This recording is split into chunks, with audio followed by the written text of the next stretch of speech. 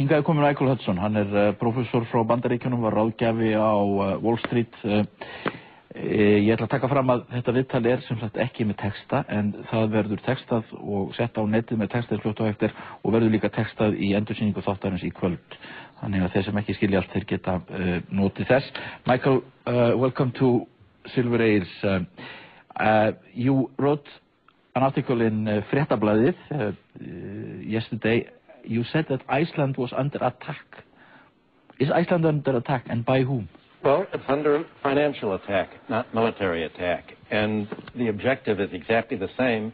The objective is to get control of your resources, your natural resources, your money. And it's as if paying foreign debt is very much like paying foreign tribute. But without the cost of a military overhead or an occupation. The difference is that a country may not realize it's under attack. It may think it's at peace. It may think this is the normal way of doing business. But what's happened to Iceland in the last 10 years is not the normal way of doing business at all. And the European community and international banks have acted in a predatory way towards Iceland. They have tried to extract as much revenue as they can, and they found out that doing it financially is the easiest way to get control of a country, much easier than the cost of military invasion, in which case people really fight back. But Iceland hasn't been fighting back against the financial attack. But you say that Iceland should fight back. Well, I think it's right for any country to get control of its resources. No country should let itself essentially be looted. Every country should try to use the financial system to grow and to raise the living standards. And instead, there's no way that living standards can rise now. There's no way that Iceland can go forward when it has to pay this heavy tribute of interest and debts that are way, way beyond its ability to pay.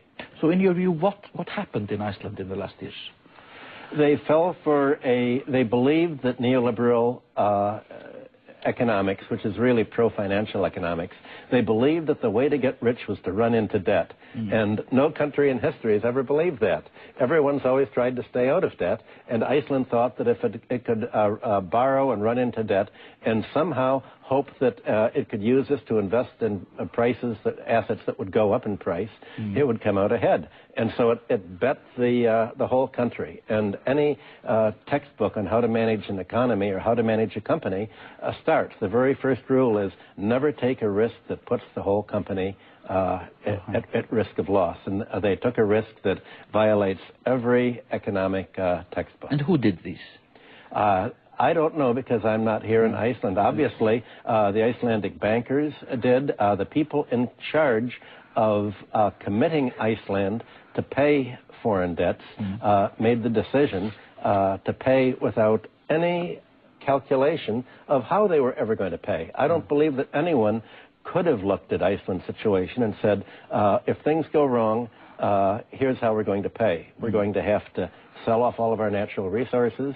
Half the homeowners are going to have to lose their homes, and the creditors are going to have to end up with all the assets, and we lose everything. I don't think anybody made that calculation. No. But do you think that Iceland should not pay its debts? Well, the good news is what Adam Smith said many years ago. No country in history ever has paid its debts. So it's inevitable that the debts won't be paid. I don't think they should be paid, but the starting point is that they can't be paid. There's simply no way that these debts can be paid off. And so the question is, how are they not going to be paid?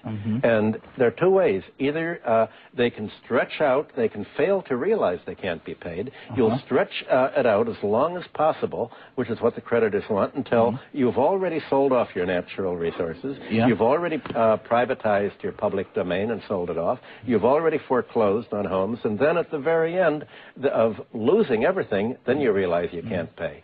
Or at the very beginning, you make a calculation and say to the creditors who owe you money, tell us how we're supposed to pay under the normal course of doing business.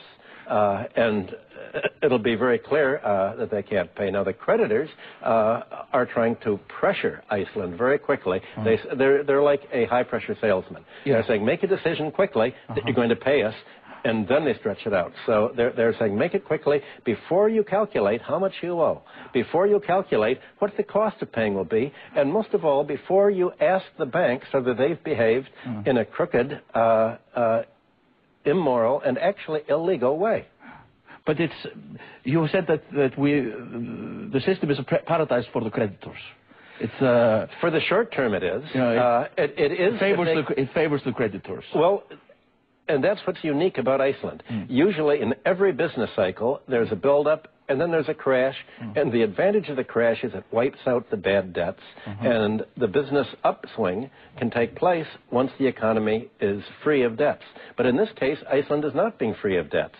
And in fact, it can't even inflate its way out of debt because you have the debts indexed to the rate of inflation, but not wages. So there's a debt squeeze. And that's called debt deflation. The whole, the normal circular flow between production and consumption is being interrupted by creditors taking out, extracting so much money that the economy shrinks and shrinks and shrinks. And that's why the debts can't be paid. Shrinking doesn't help you pay the debts. It makes you even more dependent. So the kind of austerity program that the International Monetary Fund is telling Iceland to do to pay won't work. It's going to make things worse and worse. So the IMF is giving us the wrong advice. That's their job. That's what they've been doing for the last 50 years. But they're basically running the country. What? They are basically running the country now. Yes, that's because they believe in a free market. And a free market believes in centralized planning, total control, but not by democratically elected people. The planning, it moves out of the hands of democratically elected government into the hands of bankers, mainly foreign bankers. So the government, in effect, has been turned over to the foreign bankers to run Iceland for their benefit, not for the benefit of the people. And that goes against every democratic tradition of Western Europe. Should we kick out the IMF then? Not only kick it out, but I'd say withdraw from it. Look at what they've done to Latin America. Look at the history of what they've done to every single country. Last Thursday in the Ukraine, there was a riot in Parliament when the Eastern Ukraine, the party of the regions, said we're not going to submit to economic shrinkage. The IMF tells us to raise the unemployment rate, lower the wages, and if we do that, people are going to vote to join Russia again. And there was a riot, and they refused to join the IMF.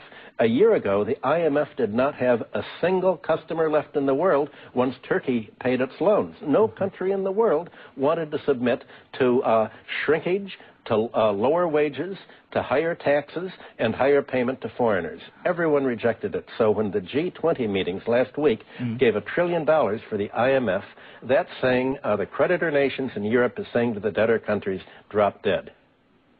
But will we not become a pariah state if we don't pay our loans? No, Argentina didn't pay its loans, and now it's